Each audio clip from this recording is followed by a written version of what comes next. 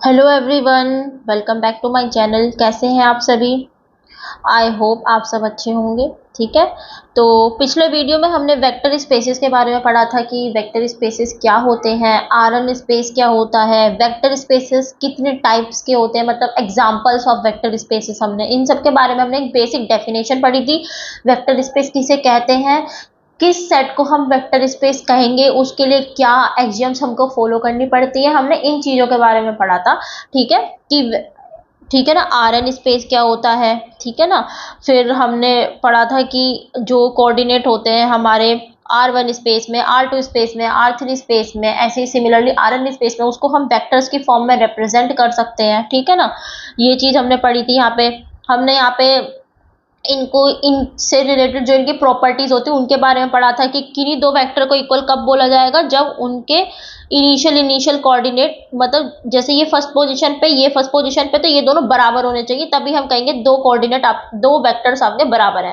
ठीक है, ऐसे इसका सेकंड पोजीशन पे जो कोऑर्डिनेट होगा, जो इसके सेकंड नंबर पे, मतलब u1 v1 के बराबर हो, u2 v2 के बराबर हो, u3 v3 के बराबर हो, अगर इस तरीके का कुछ है तो हम कहेंगे कि दो वेक्टर्स आपस में आपके इक्वल है। ठीक है, वेक्टर एडिशन कैसे करते हैं, दो वेक्टर्स को अगर ऐड करना है, फर्स्ट कोऑर्डिनेट को फर्स्ट कोऑर्डिनेट के साथ ऐड करो, सेकंड को सेकंड के साथ, थर्ड को थर्ड के साथ। ठीक है, ऐसी स्केलर मल्टीप्लिकेशन अगर हमें करना होता है किसी एक नंबर का, अगर हमें मल्टीप्लिकेशन करना होता है उस पर्टिकुलर वेक्टर में, तो हम कैसे करते हैं, उस स्केलर की हर एक एलिमेंट में मल्टीप्लाई कर देते हैं। ठीक है ना, तो ये सब चीजें थी, ये दो ही आपके ऑपरेशंस। ये ना हम इन ये देखो, ये जो दो ऑपरेशंस होते हैं आपका एडिशन एंड स्केलर मल्टीप्लिकेशन, ये इसको हम स्टैंडर्ड ऑपरेशन बोलते हैं इन स्पेस आर एन। ये स्टैंडर्ड ऑपरेशन होता है आपका जब हम किन्हीं दो वेक्टर का सम करते हैं या स्केलर मल्टीपल करते हैं वेक्टर का आर एन स्पेस में, तो ये दो स्टैंडर्ड ऑपरेशन आपके कहलाए जाते हैं। ठीक है ना, मैं बताऊंगी आगे कि मैं आपको यहाँ स्टैंडर्ड ऑपरेशन पे ही क्यों इतना जोर दे रही हूँ। मैं भी आपको बताऊंगी कि ये दोनों जो होते हैं ये बेसिक ऑपरेशंस होते हैं, स्टैंडर्ड ऑपरेशन इन दोनों को माना जाता है। ठीक है ना, ये दो ऑपरेशन ऐसे होते हैं कि ये दोनों अगर दो वेक्टर्स पे आप इनको अप्लाई करो तो इससे रिलेटेड कई सारी प्रॉपर्टीज फिर निकल कर आती हैं। देखते हैं, जैसे डिफरेंस निकालना है तो पहले वाले कोऑर्डिनेट को दूसरे से सब्ट्रैक्ट कर दो, है ना, सॉरी पहले वाले कोऑर्डिनेट, सॉरी मतलब कि इस वाले वेक्टर का फर्स्ट कोऑर्डिनेट को इस वेक्टर के फर्स्ट कोऑर्डिनेट से सब्ट्रैक्ट कर दो, मतलब u1 minus we one, u2 minus v2, इस तरीके से। जीरो वेक्टर क्या होता है, जिसमें हर एक एलिमेंट आपका जीरो हो। ठीक है, ये फिर मैंने आपको बताया था कि हम इन वेक्टर्स को मैट्रिसेस की फॉर्म में भी रिप्रेजेंट कर सकते हैं, क्योंकि वो मैंने आपको बताया था कि आर एन स्पेस में कोई वेक्टर कैसा हो, किस फॉर्म में होगा, एक ऑर्डर्ड एंड टपल की फॉर्म में तो होगा, एक रो की फॉर्म में होगा। तो हम इसको मैट्रिक्स की फॉर्म में भी इस तरीके से रिप्रेजेंट कर सकते हैं, u1 u2 un तक, और या फिर हम इसको कॉलम मैट्रिक्स के फॉर्म में भी इसको रिप्रेजेंट कर सकते हैं। ठीक है ना, क्योंकि जो आपकी एक्सियम्स, मतलब जो बेसिक वेक्टर एडिशन और जो स्केलर मल्टीप्लिकेशन, जिनको स्टैंडर्ड ऑपरेशन हमने बोला था, ये दो प्रॉपर्टीज जिस तरीके से हम वेक्टर्स में परफॉर्म करते हैं ना, सिमिलरली जब हम इनकी मैट्रिक्स रिप्रेजेंटेशन करते हैं उसमें भी ऑपरेशन ये सेम ही फॉलो करते हैं, कोई बदलाव नहीं आता रिजल्ट में आपका। भाई आपने इनको इस तरीके से लिख रखा है, ठीक है ना, आपने इनको एक ऑर्डर टपल की फॉर्म में लिख रखा है, कोऑर्डिनेट्स के फॉर्म में आपने इसको लिख रखा है। ठीक है ना, तो यहाँ पे आप जिस तरीके से वेक्टर एडिशन परफॉर्म करोगे या स्केलर मल्टीप्लिकेशन परफॉर्म करोगे, इससे जो आपको रिजल्ट मिलेगा ना, सेम ही रिजल्ट मिलेगा जब आप इनको मैट्रिक्स की फॉर्म में रिप्रेजेंट करके ऑपरेशन करोगे। ठीक है ना, तो कोई फर्क नहीं रहेगा, तो हम इन वेक्टर्स को मैट्रिसेस की फॉर्म में भी रिप्रेजेंट कर सकते हैं। ठीक है, तो ये थी कि दो आपकी vector addition and scalar multiplication थी, ये आपके दो स्टैंडर्ड ऑपरेशन होते हैं किन्हीं भी वेक्टर्स के ऊपर जो हम करते हैं। इन्हीं के बिहाफ पे कुछ प्रॉपर्टीज एक्सट्रैक्ट की जा सकती हैं कि दो वेक्टर अगर आप ऐड कर रहे हो तो उसका जो रिजल्टेंट वेक्टर होगा वो भी आपका आर एन स्पेस में बिलोंग करेगा। कम्यूटेटिव प्रॉपर्टी, एसोसिएटिव प्रॉपर्टी, है ना, एडिटिव इनवर्स, एडिटिव आइडेंटिटी, ये कुछ प्रॉपर्टीज के बारे में हमने डिस्कशन करा था जो ये सब फॉलो करती हैं। ठीक है, ये कुछ एग्जाम्पल्स थे। फिर उसके बाद हम लोगों ने पढ़ा था लीनियर कॉम्बिनेशन ऑफ वेक्टर, कि हम वेक्टर्स को जो है, मतलब x हमारा कोई भी एक वेक्टर है तो इसको जो है हम अनदर वेक्टर्स के लीनियर कॉम्बिनेशन की फॉर्म में लिख सकते हैं, तो इस तरीके से लिख सकते हैं। ठीक है ना, ये सब हमने पढ़ा था। फिर हमने पढ़ा था बेसिकली कि वेक्टर स्पेस होता क्या है, इसको हम कैसे रिप्रेजेंट करते हैं। मान लो v कोई भी एक मेरा नॉन एम्प्टी सेट है, ठीक है ना, और ये मेरा एडिशन एंड मल्टीप्लिकेशन पे मेरा ये डिफाइंड है, मतलब कि जो 10 की 10 एक्सियम्स है उसको अगर ये फुलफिल कर रहा है ये सेट, तो मैं इसको वेक्टर स्पेस कहूंगी और ये इस तरीके से रिप्रेजेंट किया जाता है। 10 एक्सियम्स होती हैं आपकी, वो सेटिस्फाई होनी चाहिए हर एक एलिमेंट के लिए जो इसमें बिलोंग करता है। फॉर द एवरी एलिमेंट जो आपका इस वेक्टर स्पेस वाले सेट में, जो इस वी सेट में बिलोंग करेगा ना, हर एक एलिमेंट ये 10 एक्सियम्स अगर सेटिस्फाई करेगा तो मैं कहूंगी कि ये मेरा एक वेक्टर स्पेस बनाएगा, ठीक है ना। और हम सारी की सारी जो एग्जाम्स होती है वो सब एडिशन और स्केलर मल्टीप्लिकेशन में ही घूमती रहती हैं ये, ठीक है, क्योंकि ये तो दो स्टैंडर्ड ऑपरेशन हो गए, इन्हीं से ही एक्सट्रैक्ट करी कुछ अनदर, इसकी 5 एग्जाम्स है और इसकी कुछ अलग से 5 एग्जाम्स है। अगर वो ये सेटिस्फाई कर देते हैं तो हम कह देते हैं कि वी जो सेट है ये हमारा वेक्टर स्पेस बना रहा है, ठीक है। इसमें जितने भी आपके एलिमेंट्स होंगे वो सब वेक्टर्स होंगे, ठीक है। जैसे कि दो वेक्टर का एडिशन जो है भाई, ये वेक्टर सेट है, इसमें से अगर आप दो वेक्टर सिलेक्ट करोगे तो वो उन दोनों का एडिशन भी आपका वेक्टर स्पेस में होना चाहिए, ठीक है, होना ही चाहिए। और दो वेक्टर का एडिशन एक कम्यूटेटिव प्रॉपर्टी को भी फॉलो करना चाहिए, डिस्ट्रीब्यूटिव प्रॉपर्टी को भी फॉलो करना चाहिए। इसमें एक जीरो वेक्टर भी जरूर होना चाहिए। मतलब क्या है कि हर एक वेक्टर का एक, कहते हैं ना, एडिटिव आइडेंटिटी भी प्रेजेंट होना चाहिए। और वो कब होगा? जब जीरो वेक्टर इसके अंदर प्रेजेंट होगा। और जितने भी वेक्टर इसके अंदर है उन सबका एडिटिव इनवर्स भी इसके अंदर होना चाहिए। तो मैं कहूंगी कि ये सेट मेरा वेक्टर स्पेस बना रहा है, ठीक है। ऐसी स्केलर मल्टीप्लिकेशन के लिए, जब आप स्केलर मल्टीप्लिकेशन को डिफाइन करते हो किसी भी वेक्टर के लिए, तो इससे रिलेटेड 5 एक्सियम्स है ये, कि जब आप किसी वेक्टर में स्केलर से मल्टीप्लाई करते हो तो जो इससे मेरा रिजल्टेंट वेक्टर मिलता है वो भी मेरा इस वी सेट में बिलोंग करना चाहिए, ठीक है। इसमें भी आपका ये प्रॉपर्टी, एसोसिएटिव डिस्ट्रीब्यूटिव प्रॉपर्टी आपकी ये सेटिस्फाई करनी चाहिए। और इसमें इसका मल्टीप्लिकेटिव आइडेंटिटी भी इसके अंदर, हर एक वेक्टर की मल्टीप्लिकेटिव आइडेंटिटी भी इस वेक्टर वी में बिलोंग करनी चाहिए। और वो कब होगी? जब इसके अंदर आपका 1 होगा, ठीक है ना। तो ये चीज थी, ठीक है। हमने कुछ, अब देखो इसकी रिप्रेजेंटेशन इस तरीके से होती है कि मतलब मान लो कोई भी एक सेट है मेरा, वी नॉन एम्प्टी सेट है मेरा ये, सी मान लो कोई भी एक स्केलर है, यू एंड वी मेरे कोई भी दो वेक्टर्स हैं, over the operation addition U plus V, ठीक है। और या फिर अगर मैं किसी स्केलर से स्केलर मल्टीप्लिकेशन की बात करूंगी तो एक स्केलर ले लिया, एक वेक्टर ले लिया, ओवर द ऑपरेशन मल्टीप्लिकेशन, तो ये क्या हो जाएगा मेरा सी यू, जिसको हम स्केलर मल्टीप्लिकेशन बोलेंगे। तो इसकी अगर ये 10 एक्सियम्स आपकी परफॉर्म करता है, सेटिस्फाई करता है, तो ये मेरा जो सेट है ये मेरा वेक्टर स्पेस कहलाएगा, ठीक है। ये चीज हमने पढ़ी थी पिछली वीडियो में। कुछ एग्जांपल्स पढ़े थे हमने कि जो n टपल स्पेस होता है Rn, ये आपका क्या होता है? वेक्टर स्पेस होता है। Rn स्पेस वेक्टर स्पेस होता है। आप इस फॉर्म में कोई भी आप वेक्टर सिलेक्ट कर लो, हर ऑपरेशन ये आपका परफॉर्म करवाएगा, ठीक है। ऐसी मैट्रिक्स का स्पेस होता है। मैट्रिक्स में भी सिर्फ कौन सी, जो आपकी, देखो ये जो मैट्रिक्स होता है m क्रॉस n, ये क्या बताता है? नंबर ऑफ रोज है, ये बताता है नंबर ऑफ कॉलम्स, ठीक है। इस स्पेस में सारी सब तरीके की मैट्रिक्स आ जाती है, हर ऑर्डर्ड की मैट्रिक्स आ जाती है।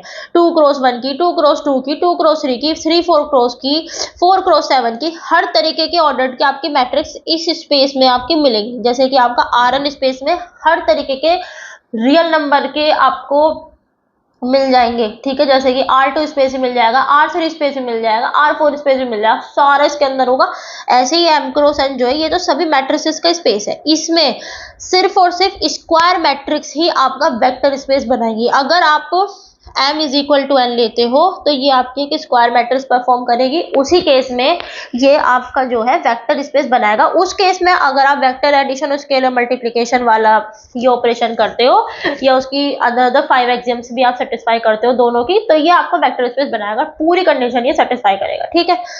फिर यहाँ पर हमने पढ़ा था कि nth डिग्री का जो पॉलिनोमियल स्पेस होता है ये भी आपका वेक्टर स्पेस बताता है कि भाई मान लो ये हमारा Pn क्या है, ये हमारा nth डिग्री का पॉलिनोमियल्स है, ठीक है ना।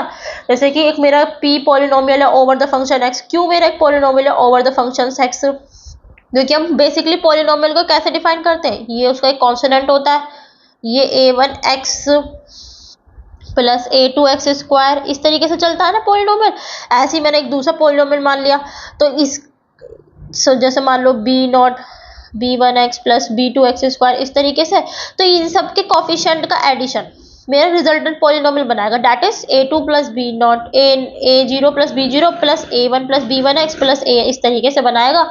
ये एडिशन होगा और इस तरीके से मल्टीप्लिकेशन होगा, तो ये भी मेरा वेक्टर स्पेस बनाएगा। ये भी सारी कंडीशंस आपकी सेटिस्फाई करेगा, ठीक है ना। ऐसे ही आपके कंटिन्यूस फंक्शन स्पेस भी जो होते हैं, ये भी आपका वेक्टर स्पेस बनाते हैं, ठीक है।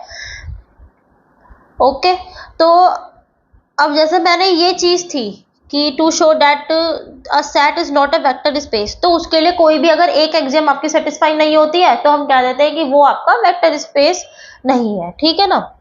जैसे कि मैं आपको बताती हूँ, क्वेश्चन था इसमें, यस ये वाला था, R2 स्पेस सभी ऑर्डर्ड पेयर्स के लिए ये आपका वेक्टर स्पेस नहीं बनाता।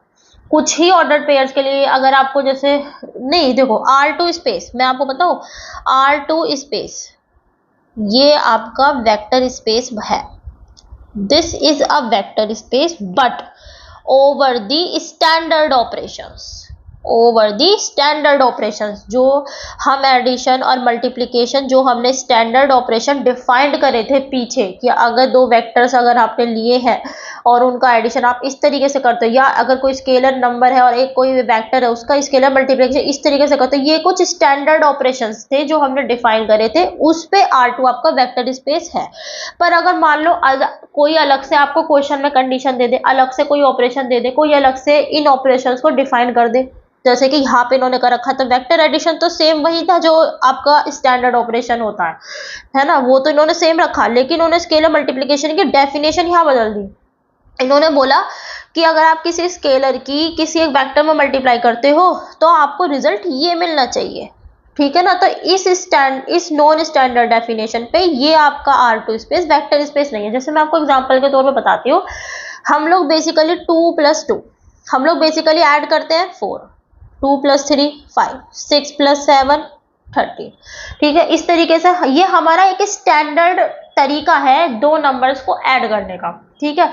लेकिन कई बार अब आप देखते हो कॉम्पिटिटिव एग्जाम्स में आपको ट्रिक्स के बेसिस पे क्वेश्चन मिल जाते हैं, है ना, कि भाई यहाँ पे 2 प्लस कुछ नंबर लिख रहा है, 2+2 यहाँ 5 लिख रहा है, 3+5 यहाँ पे 9 लिख रहा है, तो बताओ, तो ये भाई वैसे तो देखा जाए तो ये एक स्टैंडर्ड एडिशन की डेफिनेशन थोड़ी ना, यहाँ पे इन्होंने खुद से एडिशन की डेफिनेशन को अलग से डिफाइन करा खुद से, ये आपकी नॉन स्टैंडर्ड डेफिनेशन कहलाएगी, क्योंकि यहाँ पे इन्होंने जो स्टैंडर्ड एडिशन डेफिनेशन है उसको नहीं लिया, इन्होंने अपनी तरफ से खुद को एडिशन को डिफाइन करा।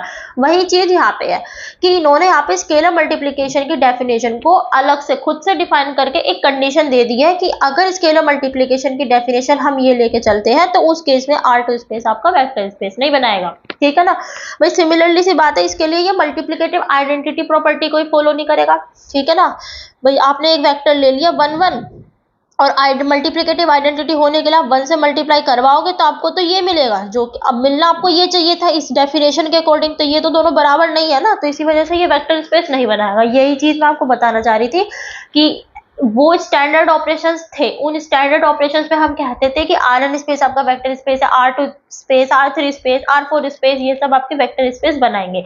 लेकिन यहाँ पे अगर आप स्टैंडर्ड डेफिनेशन नहीं लेते हो, अगर एग्जामिनर आपको अलग से खुद से आपको कोई डेफिनेशन डिफाइन करके देता है तो उस केस में फिर आपको चेक करना पड़ेगा, ठीक है ना। और सबसे ज्यादा ना मल्टीप्लिकेटिव आइडेंटिटी, एडिटिव इनवर्स या फिर एडिटिव आइडेंटिटी, ये 3 प्रॉपर्टीज ऐसी होती हैं, इनको चेक कर लो, इन्हीं से ही ज्यादातर पता चल जाता है कि आपका वेक्टर स्पेस होगा या नहीं होगा, क्योंकि कोई भी एक एग्जाम आपकी फॉल्स हो गई तो वो वेक्टर स्पेस बनाएगा ही नहीं, ठीक है ना, क्योंकि डेफिनेशन में ही मेंशन है कि वो आपका नॉन एम्प्टी सेट होना चाहिए, पहली बात तो V, ठीक है ना, नॉन एम्प्टी सेट होना चाहिए, उसके अंदर हर एक एलिमेंट के ऊपर जो आप वेक्टर एडिशन या स्केलर मल्टीप्लिकेशन आप ऑपरेशन लगाओगे, स्टैंडर्ड ऑपरेशन आप लगाओगे, तो उसका जो रिजल्टेंट होगा आपका वो भी आपका उस सेट में बिलोंग करना चाहिए। हर एक एलिमेंट का additive inverse, additive identity, multiplicative identity उसके अंदर बिलोंग करनी ही चाहिए, दैट इज कि 0 वेक्टर और 1 भी आपका उसके अंदर होना ही होना चाहिए, ठीक है ना, तभी वो वेक्टर स्पेस बनाएगा, ठीक है। तो यही चीज मैं आपको बताना चाह रही थी कि बहुत बच्चों को डाउट होगा कि मैम ये है तो कैसे बराबर नहीं हो रहा, क्योंकि भाई ये नॉन स्टैंडर्ड डेफिनेशन है, यहाँ पे आप स्टैंडर्ड डेफिनेशन नहीं लेके चल रहे जो हमने पीछे डिफाइन करी थी वेक्टर एडिशन की, स्केलर मल्टीप्लिकेशन की, यहाँ इन्होंने खुद से अलग से डिफाइन करके आपको दिया है, ठीक है। फिर यहाँ तक हमने शायद कर लिया था। आज हम सब स्पेसेस के बारे में पढ़ने वाले थे, ठीक है। तो देखो सब स्पेसेस क्या होते हैं कि देखो ये आपका एक वेक्टर स्पेस है, मैंने एक अनदर सेट डिफाइन करा है जिसका नाम है W, वो भी मेरा क्या है, एक नॉन एम्प्टी सेट है, मतलब कि उसके अंदर 5 एलिमेंट नहीं है, ठीक है। तो अगर मैं कहूंगी कि W मेरा एक नॉन एम्प्टी सेट है तो मैं उसको इस तरीके से रिप्रेजेंट करूंगी, ठीक है। और ये जो मेरा W सेट है ये मेरा सबसेट होना चाहिए किसका, V वेक्टर स्पेस का। मैंने आपको बताया था पिछली वीडियो में भी कि कोई भी सब स्पेस जो होता है वो वेक्टर स्पेस का ही एक्सट्रैक्शन होता है, ठीक है ना, जैसे कि हाँ ठीक है। और वो भी आपका नॉन एम्प्टी सेट होना चाहिए, मतलब कि इसके सारे एलिमेंट इसके अंदर हैं, लेकिन जरूरी नहीं कि इसके सारे एलिमेंट इसमें हो, ठीक है। जैसे कि मैं एग्जांपल, वैसा आप लोगों ने पढ़ा, पता होगा आपको कि मान लो V मेरा कोई है जिसके अंदर 1 2 3 है, और W मेरा कोई है जिसमें 1 और 2 है, तो मैं कहूंगी कि जो मेरा W है, W is a subset of V, क्योंकि W के तो सारे एलिमेंट V में है लेकिन V के सारे एलिमेंट W में नहीं है, ठीक है ना। तो W मैंने एक अनदर सेट डिफाइन करा जो कि मेरा एक नॉन एम्प्टी सेट है, और ये मेरा V का सबसेट भी है, ठीक है। तो सब स्पेस को मैं कैसे डिफाइन करूंगी, इस तरीके, जैसे वेक्टर स्पेस डिफाइन करते हैं ऐसे सब इसको डिफाइन करेंगे इस तरीके से, क्योंकि ये भी मेरा सब स्पेस कब होगा, जब ये खुद अपने आप में एक वेक्टर स्पेस होगा, मतलब कि ये भी सारी प्रॉपर्टीज जो वेक्टर स्पेस की होती है उन सबको फॉलो करेगा under the operations of vector addition, scalar multiplication, ठीक है ना, जो V में डिफाइंड है, जो V वेक्टर स्पेस में डिफाइंड होंगी उन्हीं ऑपरेशंस को अगर ये फॉलो करेगा तो हम कहेंगे कि ये आपका सब स्पेस होगा उस वेक्टर स्पेस का, ठीक है ना। अब हम पढ़ते हैं ये ट्रिवियल सब स्पेस क्या होता है। जैसे मान लो कोई भी वेक्टर स्पेस है आपका V, ठीक है। तो मेरा कोई भी मान लो एक वेक्टर स्पेस है V, उसके एटलीस्ट 2 सब स्पेसेस होते हैं, ठीक है। एक तो जीरो वेक्टर स्पेस होता है, ये भी आपका सब स्पेस होता है V का, ये भी सारी एग्जाम्स आपकी सेटिस्फाई करेगा। भाई आप दो जीरो वेक्टर ले लो, ऐड कर दो, जीरो वेक्टर ही बनाएगा। एडिटिव आइडेंटिटी तो ये खुद है ही आपका, है या नहीं। एसोसिएटिव प्रॉपर्टी ले लो, कम्युनिकेटिव प्रॉपर्टी, कोई भी प्रॉपर्टी ले लो, सारी सेटिस्फाई करेगा, चाहे स्केलर में हो चाहे मल्टीप्लाई में, जीरो की किसी में मल्टीप्लाई करो तो जीरो ही मिलेगा तुम्हें, ठीक है ना। तो ये मेरा जो है एवरी वेक्टर स्पेस V, अगर उसके 2 सब स्पेसेस तो होते ही होते हैं, एक तो जैसे कि जीरो वेक्टर स्पेस जो होता है ये भी आपका V का सब स्पेस होता है, ठीक है ना। और ये खुद भी तो अपने आप में एक सब स्पेस ही है भाई। अगर मैं यहाँ पे W में भी सारे एलिमेंट लिख दूं और मैं कह भी दूं कि W V का सबसेट है तो ठीक भी है भाई। W जो है आपके W के सारे एलिमेंट V में भी है, और लेकिन जरूरी नहीं होता कि V के सारे एलिमेंट W में, लेकिन यहाँ पे है तो क्या दिक्कत है भाई। कह तो मैं तब भी सकती हूँ कि W V का सबसेट है, मैं ये भी कह सकती हूँ कि V अपने आप में भी एक V अपने आप का सब स्पेस है, ठीक है ना। तो ये कोई भी वेक्टर स्पेस अगर V है तो ये खुद भी अपने आप का सब स्पेस है, और जीरो वेक्टर स्पेस भी इसका सब स्पेस होता है, ठीक है।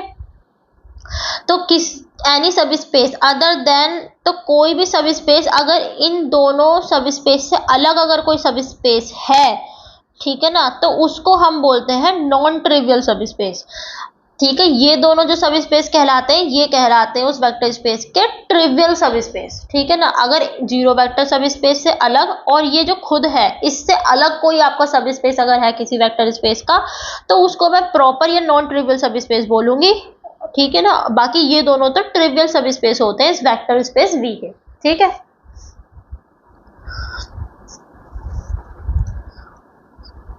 अब देखो जो वेक्टर ऑपरेशंस होते हैं आपके, जो W में हम डिफाइन करते हैं वो तो वही होते हैं जो हम V में डिफाइन करेंगे भाई। ऑपरेशंस तो सेम ही डिफाइन करेंगे, तभी तो कहेंगे कि W इसका वेक्टर, W इसका सब स्पेस है, ठीक है ना। तो सारी की सारी 10 एक्सियम्स जो होती है ना ये सब सेटिस्फाई करता है। ये तो कोई आप सेटिस्फाई चेक कर लो। बाकी ये तो ऑटोमेटिकली भी अगर कोई कह रहा है स्टेटमेंट में कि ये इसका सब स्पेस है, तो इसका मतलब क्या है कि जितने भी ऑपरेशंस V में डिफाइंड है वो सारे के सारे ऑपरेशंस, वो सारी की सारी 10 एग्जाम W भी आपका सेटिस्फाई करेगा ही करेगा, जब उसमें लिख रखा है कि W सब स्पेस है V का, ठीक है ना। अब देखना ये है कि आपका जो नॉन एम्प्टी सबसेट होता है क्या वो सब स्पेस होता है। जैसे हम कहते हैं कि भाई W जो है वो एक नॉन एम्प्टी सबसेट होना चाहिए, ठीक है, इसके अंदर फाई नहीं होना चाहिए, ठीक है ना। हम कहते हैं नॉन एम्प्टी सबसेट होना चाहिए W। तो जो नॉन एम्प्टी सबसेट होता है क्या वो सब स्पेस होता है, अब हम ये चेक करते हैं, ठीक है। ठीक है। तो वही सेम कंडीशन है, देखो W अगर आपका मान लेते हैं नॉन एम्प्टी सबसेट है वेक्टर स्पेस V का, तो W सब स्पेस कब होगा V का, अगर ये इन कंडीशंस को सेटिस्फाई करेगा। कौन सी, वही वेक्टर एडिशन स्केलर मल्टीप्लिकेशन, है ना, कि भाई अगर आप कोई नहीं दो वेक्टर को लेते हो W में, तो इन दोनों का एडिशन भी W में होना चाहिए, वही सेम कंडीशन जो आपकी वेक्टर स्पेस में थी। ठीक है, और अगर U कोई एक वेक्टर है मेरा W में और C मान लो कोई स्केलर है, तो स्केलर मल्टीप्लिकेशन भी मेरा उस W में होना चाहिए। वही सेम डेफिनेशन जो वेक्टर स्पेस में थी, मतलब कि कोई भी सेट आपका सब स्पेस जो भी कहलाएगा जब वो खुद उन ऑपरेशंस को डिफाइन कर पाएगा। ठीक है, अब मान लेते हैं कि U, V एंड W ये मेरे कोई तीन वेक्टर्स हैं इस W सेट में। ठीक है ना, तो सीधी सी बात है ये तीनों वेक्टर में W V में भी तो होंगे, क्योंकि W तो मेरा सबसेट ही है ना V का, तो W के तो सारे एलिमेंट आपके V में है।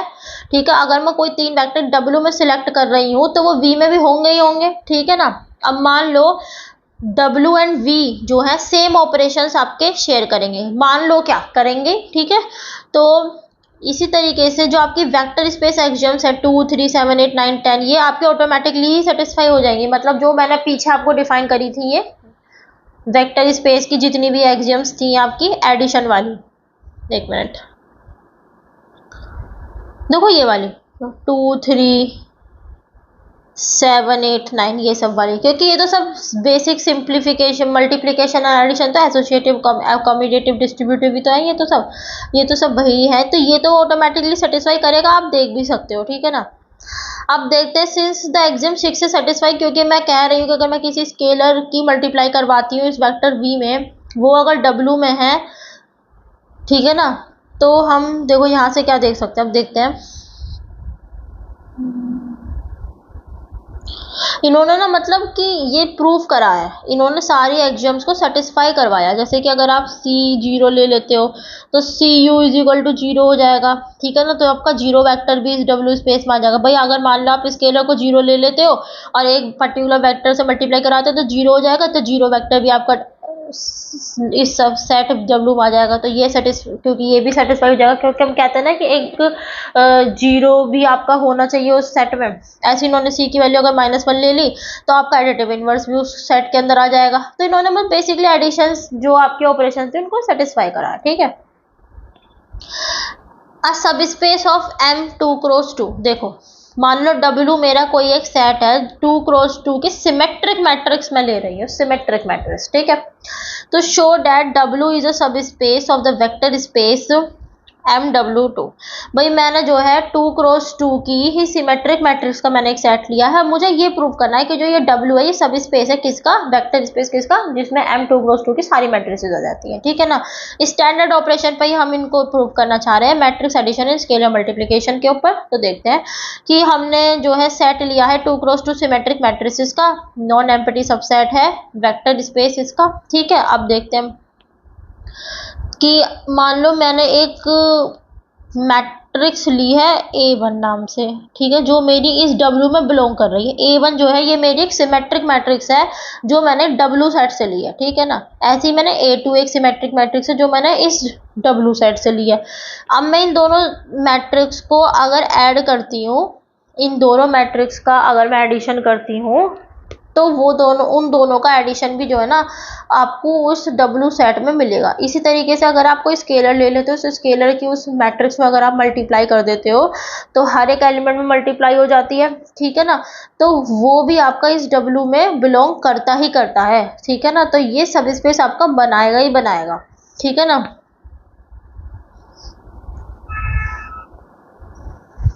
ठीक है, सिमेट्रिक मैट्रिक्स क्या होती है, वो मैट्रिक्स जैसे मान लो A मेरी कोई एक मैट्रिक्स है, अगर इस मैट्रिक्स ये जो मैट्रिक्स है A अगर ये A ट्रांसपोज के बराबर है तो ये तो हम कहते हैं कि ये सबकी सिमेट्रिक मैट्रिक्स है। ठीक है ना, तो मैं अगर कोई दो मैट्रिसेस ले रही हूँ सेट W में से और इन दोनों के एडिशन का मैं ट्रांसपोज कर रही हूँ तो इस हिसाब से इसका ट्रांसपोज हो जाएगा, इसका ट्रांसपोज हो जाएगा। अब क्योंकि A is equal to A transpose होता है तो ये A1 के बराबर हो जाएगा, ये A2 के बराबर हो जाएगा, तो ये भी आपको W के अंदर ही बिलोंग करेगा। ठीक है ना, अब देखो, the set of singular matrices जो होता है वो आपका सब स्पेस नहीं बनाता, ठीक है ना। देख लेते हैं कैसे। कोई भी एक प्रॉपर्टीज की सेटिस्फाई नहीं हो रही होगी, देखते हैं। देखो W मान लो मेरा एक सिंगुलर मैट्रिसेस का सेट है, ठीक है ना, ऑफ ऑर्डर 2, तो W सब स्पेस नहीं बनाएगा इस M2 क्रॉस 2, ठीक है। तो देखो सिंगुलर मैट्रिसेस क्या होती है, सिंगुलर मैट्रिसेस क्या होती है मैं आपको बताऊं तो सिंगुलर मैट्रिसेस किन्हें कहते हैं हम, वो मैट्रिक्स जिनका डिटर्मिनेंट 0 होता है, ठीक है। वो मैट्रिसेस जिनका हम इनवर्स फाइंड आउट नहीं कर सकते, बिलोंग ही नहीं करता है, ठीक है ना। तो जैसे कि यहाँ पे आप देख सकते हो, जैसे कि मैंने ए मैट्रिक्स लिया, तो W मैंने एक सिंगुलर मैट्रिसेस का सेट लिया है, ठीक है ना। जो नॉन इन्वर्टिबल मैट्रिसेस होती है जिनका इन्वर्स नहीं निकल सकता, ठीक है। जैसे कि आप इसका डिटर्मिनेंट निकाल सकते हो, 0 आएगा। इसका डिटर्मिनेंट आप निकाल सकते हो, 0 आएगा, ठीक है ना।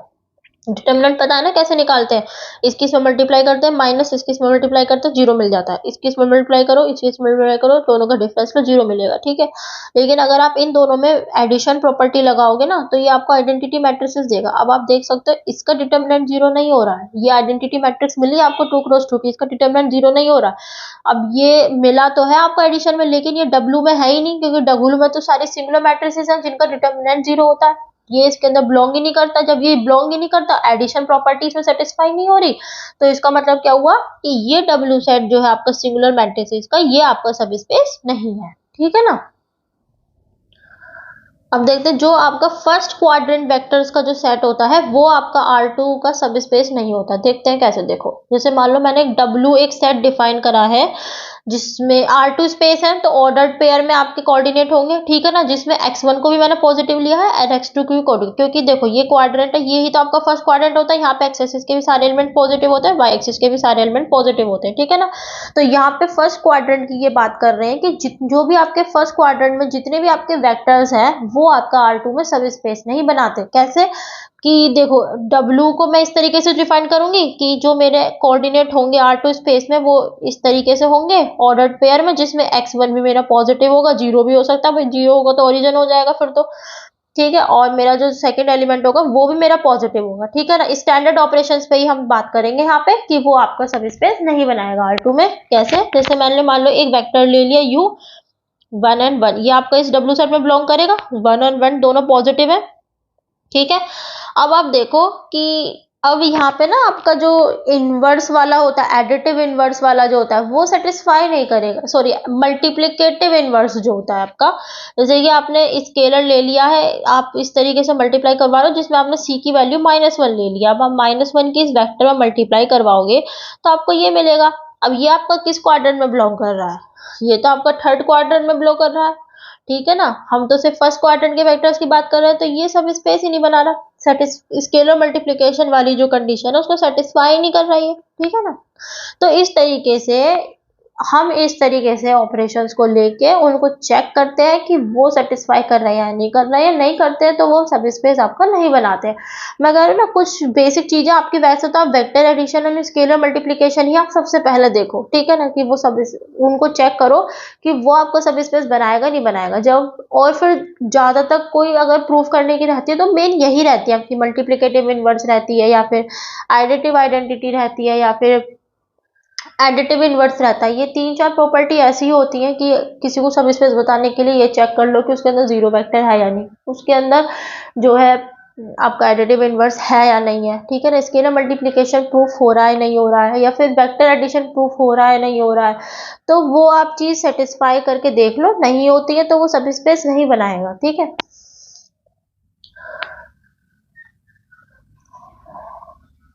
अब देखो ये भी एक क्वेश्चन ही है। देखो हमें ये बताना है, यहाँ पे हम 2 सबसेट्स ले रहे हैं R2 सब स्पेस के, R2 वेक्टर स्पेस के 2 सबसेट्स हम ले रहे हैं। हमें ये बताना है कि ये सब स्पेस R2 का है या नहीं है, ठीक है। मैंने एक सेट लिया है, यहाँ पे एक लाइन है गिवन बाय दिस, और एक सेट ऑफ पॉइंट्स है जिसको हमने लाइन से डिनोट करा है इससे। ये मेरे 2 सबसेट्स हैं, ठीक है ना। अच्छा बताओ, ये दोनों लीनियर इक्वेशंस हैं, तो ये हमेशा ओरिजिन से पास होती हुई जाएंगी, आपकी जो ये लाइन जाएंगे हमेशा ओरिजिन से पास होती हुई जाएंगी, और ये हमेशा ओरिजिन से, ये वाली लाइन भी ओरिजिन से पास होकर जाएगी, ये वाली लाइन भी आपकी ओरिजिन से पास होकर जाएगी, ठीक है ना।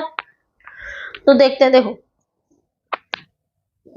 पहले हम इसको चेक करते हैं कि ये आपका सब स्पेस बनाएगा नहीं बनाएगा, ठीक है ना। अगर तो देखो जैसे कि आपका W मैंने एक सेट ले लिया, ऑर्डर्ड पेयर में ही है क्योंकि R2 सब हमने वेक्टर स्पेस माना है, तो X एंड Y आपके ऑर्डर्ड पेयर में होंगे, जहां पे हमने किस तरीके से डिफाइन कर रखा है इनका रिलेशन, इस तरीके से डिफाइन कर रखा है, ठीक है ना।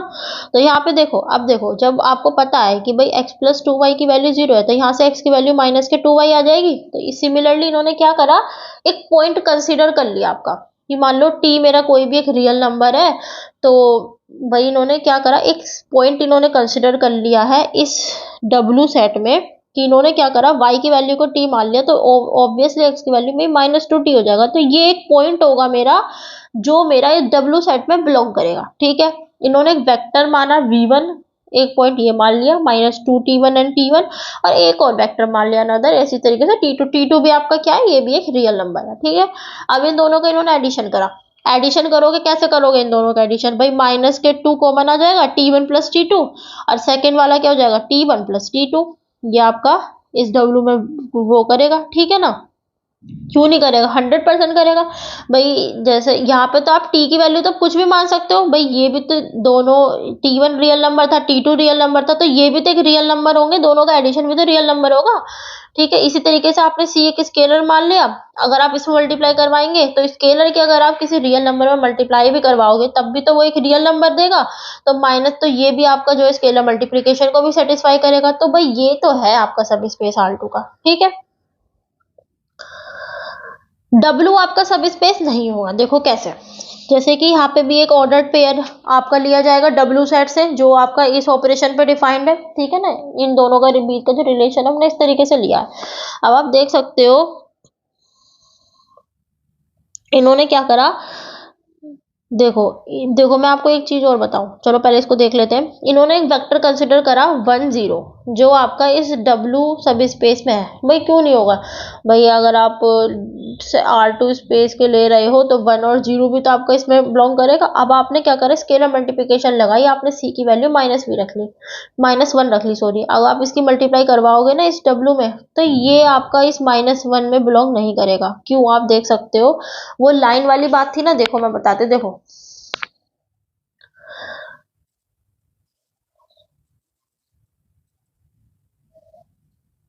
यहाँ पे देखो ग्राफिकल रिप्रेजेंटेशन है इन सब का, ठीक है।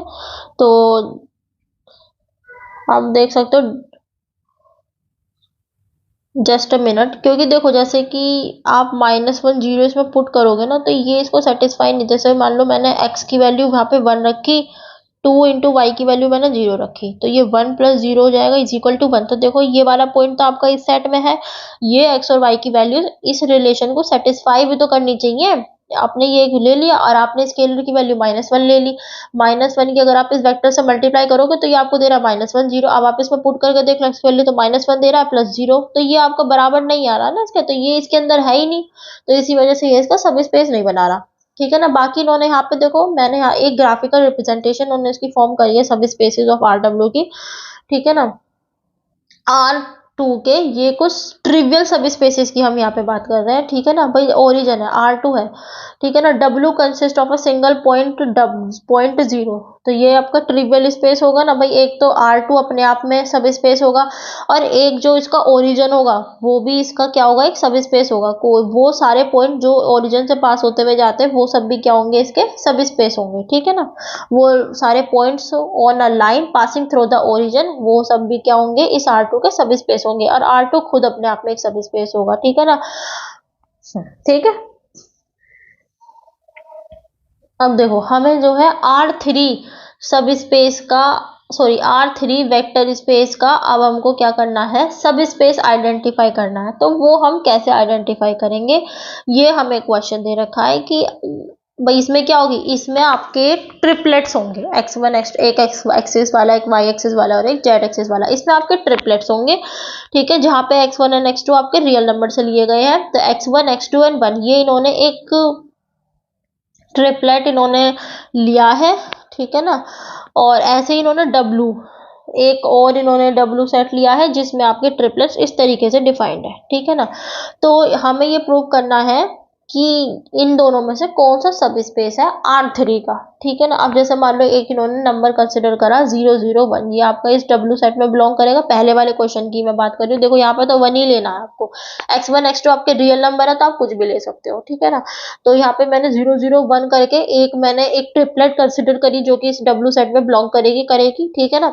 अब यहाँ पे स्केलर मल्टीप्लीकेशन लगाया, -1 ले लिया आपने, -1 से इसमें मल्टीप्लाई करी तो 0 -1 हो जाएगा भाई ये तो। अब ये तो इस W के अंदर नहीं है, यहाँ पे तो 100 यहाँ पे तो 1 ही होना चाहिए, तो ये तो सब स्पेस नहीं बना रहा R3 का, ठीक है ना। इसी तरीके से आप दूसरे वाले को फॉलो कर सकते हो, x1 x3 x1 plus x3 and x3। देखो इसमें देखते हैं, ये आपका सब स्पेस बनाएगा क्योंकि यहाँ पे x1 x2 x3 ये तीनों ही नंबर जो है ना, ये तीनों ही नंबर आपके रियल नंबर है। आप कोई भी कैसे भी सिलेक्ट कर सकते हो, ये आपका सब स्पेस बनाएगा। जैसे कि आप देख सकते हो यहाँ पे कि इन्होंने एक नंबर मान लिया V1, है ना, ऐसे इन्होंने एक U1 मान लिया। इन दोनों का एडिशन करोगे वो भी सेटिस्फाई करेगा, स्केलर मल्टीप्लिकेशन भी सेटिस्फाई करेगा, ठीक है ना, क्योंकि दो रियल नंबर का सम भी तो एक रियल नंबर होता है, तो फिर ये तो सेटिस्फाई करेगा, ये आपको सब स्पेस बनाएगा, लेकिन ये सब स्पेस नहीं बनाएगा, ठीक है। अब R3 के सब स्पेसेस क्या होते हैं, अगर हम वैसे देखें तो ये एक सिंगल पॉइंट 0 इस W में ये भी तो हो गई। अगर ये भैया सब स्पेस है R3 का सब स्पेस अगर हम फाइंड आउट कर रहे हैं तो W एक ऐसा सेट भी तो होगा जिसके अंदर ये ओरिजिन होगा। वो लाइन जो आपकी ओरिजिन से पास होके जाएगी consisting of this point also, ठीक है ना। तो वो पूरा प्लेन, सॉरी लाइन नहीं, वो पूरा प्लेन जो आपका ओरिजिन से पास होके जाएगा, तो वो सारे पॉइंट्स जितने भी होंगे ना वो सब इसका सब स्पेस बनाएंगे, ठीक है ना। वो पूरा का पूरा प्लेन इसका सब स्पेस होगा, ठीक है। अब यहाँ देखते हैं दो सब स्पेसेस का इंटरसेक्शन भी आपका एक सब स्पेस बनाता है। ये एक थ्योरम है, आप डायरेक्ट भी इसको अप्लाई कर सकते हो। जैसे V एंड W आपके दो सब स्पेसेस हैं of a vector space U, तो इन दोनों का इंटरसेक्शन भी आपका एक सब स्पेस बनाएगा इस U का, ठीक है ना। जैसे मान लो V1 एंड V2 ये दो आपने वेक्टर लिए हैं, किससे, इस इंटरसेक्शन से। भाई ये V इंटरसेक्शन W ये एक सब स्पेस बनाएगा U का। मैं तो कहती हूँ चलो ये चीज हम प्रूव करते हैं कि अभी ये सब स्पेस बनाएगा नहीं बनाएगा, बाकी ये जो है आपका एक सेट तो होएगा ही, इंटरसेक्शन करेगा भी तो कोई ना कोई सेट मिलेगा ही तुमको। भाई जैसे मान लो आपने V एक सेट लिया 1 2, U एक आप W एक सेट ले रहे हो 1, तो इन दोनों का इंटरसेक्शन भी तो आपको 1 मिलेगा, एक सेट तो मिलेगा ही आपको 1, ठीक है ना। तो V इंटरसेक्शन W कोई एक नॉन एम्प्टी सेट तो हो गई, ठीक है ना। तो V1 एंड V2 दो इन्होंने वेक्टर मान लिए हैं इस इंटरसेक्शन सेट में। तो V1 एंड V2 क्योंकि मेरे इंटरसेक्शन में अगर आ रहे हैं तो इसका मतलब क्या है कि भैया ये दोनों वेक्टर मेरे V में भी होंगे और W में भी होंगे, ठीक है ना। तो इन दोनों वेक्टर का एडिशन जो है वो भी मेरा V में भी बिलोंग कर रहा होगा, W में भी बिलोंग कर रहा होगा, ठीक है। तो जब इन दोनों का एडिशन मेरा V में बिलोंग कर रहा है और W में भी बिलोंग करेगा तो भाई फिर इनके इंटरसेक्शन में भी बिलोंग करेगा, ठीक है ना। तो इसी तरीके से आपका V1 और V2 वाली एडिशन प्रॉपर्टी तो आपके सेटिस्फाई होगा। समझ में आया भाई। देखो इन्होंने क्या करा, V इंटरसेक्शन W जो कि एक सेट होगा, उसके अंदर दो वेक्टर्स इन्होंने मान लिए कि V1 एंड V2 ये आपके दो वेक्टर्स हैं जो इस सेट में बिलोंग कर रहे हैं, ठीक है ना। अब इसके अंदर बिलोंग कर रहे हैं इंटरसेक्शन में, तो V1 और V2 इस V में भी होंगे, V1 और V2 W में भी होंगे, ठीक है ना। अब जब V1 और V2 V में है, V आपका एक अपने आप में वेक्टर स्पेस तो है ही, कोई भी अगर सब स्पेस होने के लिए उसको खुद भी तो एक वेक्टर स्पेस होना ही पड़ेगा, ठीक है। तो V1 और V2 अगर आपके ये दो वेक्टर्स हैं जो आपके V के अंदर है, तो इन दोनों का एडिशन भी उस V में होगा अकॉर्डिंग टू द डेफिनेशन, ठीक है ना। और वो W में भी होगा, तो जब V में भी दोनों का एडिशन है, W में भी दोनों का एडिशन है, तो वो इनके इंटरसेक्शन में भी होगा। Same for the scalar multiplication, तो फिर इन दोनों का इंटरसेक्शन भी एक सब स्पेस ही बनाता है, ठीक है ना। तो यहाँ पे आपका सब स्पेस और ये ट्रिवियल स्पेस वाला जो पॉइंट था ये कंप्लीट हुआ, ठीक है ना। आई होप आप सबको समझ में आया होगा, ठीक है। फिर भी आपको कोई भी डाउट रहता है तो आप पूछ सकते हो, ठीक है। तो अब हम फिर कल को यहाँ पे जो है हम स्पैनिंग सेट से लीनियर इंडिपेंडेंसी के बारे में पढ़ेंगे। ये भी बहुत अच्छा टॉपिक है। यहाँ से आपको थोड़ा न्यूमेरिकल पोर्शन आपका स्टार्ट हो जाएगा, ठीक है। इसको हम कल पढ़ते हैं, आज के लिए इतना ही रहने देते हैं। सब स्पेसिस टॉपिक आज हमारा कंप्लीट हो गया है। आप लोग इसको पढ़ना, रिवाइज करना, कुछ समझ में नहीं आता है तो पूछ लेना। देखो भाई, मैं भी एक स्टूडेंट ही हूँ, मैंने भी अभी MSc का मेरा फर्स्ट सेमेस्टर में मैंने ये सब पढ़ा था। और देखो, मैं कोई टीचर तो हूँ नहीं, तो लेकिन जितना मेरे को समझ में आया, जितना मैं अच्छा कर सकती हूँ, उतना मैं आप लोग को बता रही हूँ। मैं स्टूडेंट ही हूँ एक, फिर भी आपको कोई डाउट होता है तो आप पूछ सकते हो। मैं आप पूरी कोशिश करूँगी आपकी प्रॉब्लम्स को सॉर्ट आउट करने की, ठीक है ना। थोड़ा पढ़ाने का तरीका थोड़ा हो सकता है अलग सा, हाँ, प्रोफेशनल नहीं हो, पर जितना मेरे को समझ में आया मैंने आप लोगों को अच्छे से समझाने की कोशिश करी, ठीक है। आई होप आप सबको समझ में आया होगा। Thank you, take care, bye bye. कल से हम स्पेलिंग सेट से लीनियर इंडिपेंडेंस के बारे में पढ़ेंगे, ठीक है।